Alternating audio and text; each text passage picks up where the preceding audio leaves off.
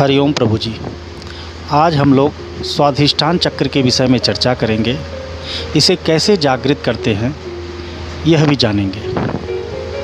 मानव शरीर में जो दूसरा प्रमुख चक्र होता है मूलाधार के बाद, उसे स्वाधिष्ठान कहते हैं। यह चक्र मानव शरीर में जननेंद्रियों के ऊपर तथा नाभि के नीचे पेड़ू में स्थित होता है। यह चक्र पुरुषों के वीर्य व स्त्रियों में रज का स्थान कहा जाता है। पंच महाभूतों में यह जल तत्व का प्रतिनिधित्व करता है, अर्थात जल तत्व का यह मुख्य स्थान है। जल तत्व का प्रतिनिधि होने के कारण इसका प्रधान ज्ञान या गुण रस है। इसलिए इसकी ज्ञानेंद्रियां रसना, जीहा और कर्मेंद्रियां लिंग व योनि अर्थात जननांग है। यह चक्र योग के अनुसार जल तत्व प्रधान है, जिसका संबंध कफ, शुक्र और जल तत्वों से संबंधित है। यह चक्र सिंदूरी रंग प्रधान 6 दलों वाला होता है। इन 6 दलों में क्रमशः व, भ, म, य, र और लम वर्ण अंकित है। इस चक्र का तत्व बीज वम है। इस चक्र में सूक्ष्म ध्वनियाँ विकीर्ण होती रहती हैं। 60 दल कमल के बीच में जो श्वेत अंध्रचंद्र स्थित है, जिसके मध्य में विष्णु शाकिनी शक्ति के साथ विराजमान है। इस चक्र का जो वाहन माना गया है वह है मकर, जिस पर वरुण देव विराजमान है और इसका जो लोक माना गया है वह भूलोक माना गया है, जिसके देवता विष्णु हैं और वाहक गरुण हैं और मंडल अर्धचंद्राकार है। तत्व रंग अत्यंत शुभ्र और गुण रसवाहा है। इस चक्र का प्राण अपान वायु है। 6 योग नाड़ियों का मिलन भी इसी चक्र के स्थान पे होता है। सुषुम्ना, वज्रा, चित्रणी, ब्रह्मनारिणी, इन नाड़ियों का संबंध कर्मेंद्रियां और संवेग अनुभूतियों तथा उत्तेजना से है।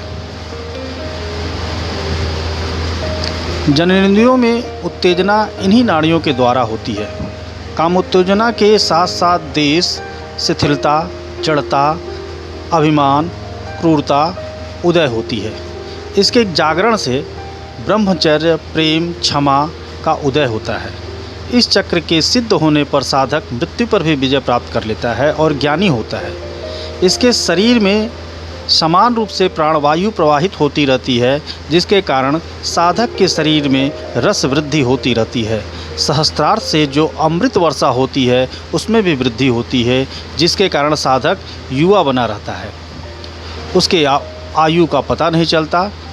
साधक के नेत्रों में अपार तेज रहता है। शरीर में एक विशेष प्रकार का दैवीय गंध निकलती रहती है। इस चक्र को जागृत करने के लिए निरंतर जप और ऊर्जा के ऊर्ध्वगमन का अभ्यास त्रिबंध सिद्धि अर्थात मूलाधार बंध, उड़ान बंध और जालंधर बंध, इनका अभ्यास प्रतिदिन करना चाहिए। इस चक्र के देवता भगवान विष्णु के ध्यान तथा मंत्रों के जप सिद्धि से साधक त्रिकालदर्शी और परम वैराग्य को उपलब्ध होता है। आसन साधक को अपना पीला रखना चाहिए और स्वाधिष्ठान चक्र का चित्र सामने रखकर मन को एकाग्र करना चाहिए और अपने शरीर में स्थित चक्र पर मन को केंद्रित करना चाहिए। पहले तत्व के बीज वम का जप करना चाहिए। ये जप कम से कम 6 माह तक अवश्य करना चाहिए। फिर यंत्र पर ध्यान केंद्रित करें और चिंतन करें जहाँ चक्र का स्थान है। इसके साथ ही प्रतिदिन साधक को कुछ योगा भी करना चाहिए और योगा में कुछ विशेष आसन हैं जो इस चक्र को जागृत करने में सहायक होते हैं। वे आसन इस तरह से हैं। पहला आसन जिसे आप करें उत्कटा कोड़ा आसन कहते हैं, या जिसे देवी पोज भी कहते हैं। इस आसन का प्रतिदिन 5 मिनट अवश्य इस आसन को करना चाहिए। दूसरा होता है एक पद राज कपो आसन। अर्थात जिसे कबूतर मुद्रा भी कहते हैं। और तीसरा होता है अंजनेय आसन, अर्थात जिसे क्रिसेंट पोज भी कहते हैं। और चौथा बद्ध कोणासन होता है।